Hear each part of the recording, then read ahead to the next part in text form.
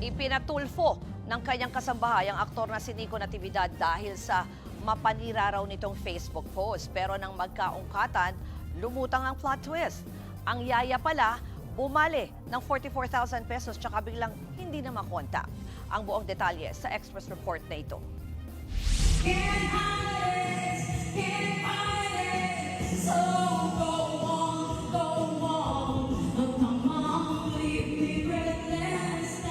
Kakulitan pa ng actor-host na si Nico Natividad sa content sa social media, si Mary Ann Baginan na yaya ng kanyang anak.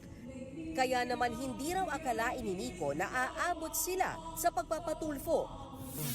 Dumulog sa programang Wanted sa radyo ni Senator Raffy Tulfo si Mary Ann. Inirereklamo niya ang Facebook post ni Nico tungkol sa kanya.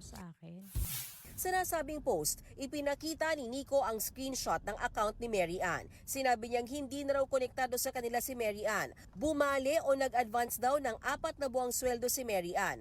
Nang mapagbigyan ay biglang hindi na ito nagparamdam. Hindi na raw umaasa ang aktor na mababalik pa ang kanilang pera, pero binalaan niya ang ibang posibleng apleya ni Mary Ann. Inamin naman ni Mary Ann na bumali nga siya ng 44,000 pesos mula kay Nico at misis nitong si Shelo, pero wala raw siyang balak takbuhan ng kanyang mga amo.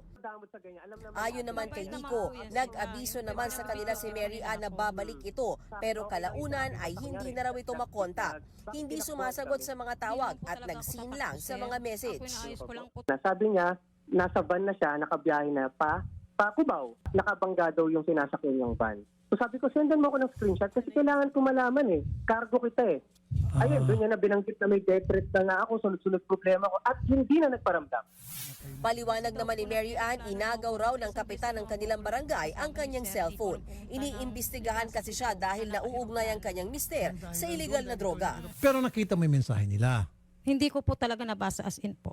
Ma'am, scene nga eh. Opo, siguro po yung napag-ano po sir, na nag-open lang po siya yung messenger. Pero Nag-open ng sariling messenger? Hindi, nahawakan ko po kasi nung time na nagpapanik po ako nung 4 na yun po. So paano niya sasabihin na agaw ni Kapitan? Ikachat pa namin siya nung gabi na yon. O di ba? Kalokohan yung mga pinagsasabi niya. Sa huli, sinabi ni Mary Ann na naging mabuting amo naman sa kanya ang mag-asawang Natividad. Nasaktan lang daw siya sa mga komento matapos ang post ni Nico kaya siya nagreklamo. Sorry po sa di ko po pagbalik. Pero hindi ko po tatakbuhan yung nakuha ko po sa inyo. Yes, alam ko ate, hindi mo tatakbuhan. Alam ko yan. Kasi balak mo nga bumalik eh. Pero tingin mo ba tatanggapin ka namin? Wala na yung tiwala ate. Wala raw nakikitang mali si Senator Tulfo sa ginawa ng mag-asawa kaya nauwi sa wala ang reklamo ni Mary Ann. Binigyan na lang niya ng pamasahe pauwi si Mary Ann.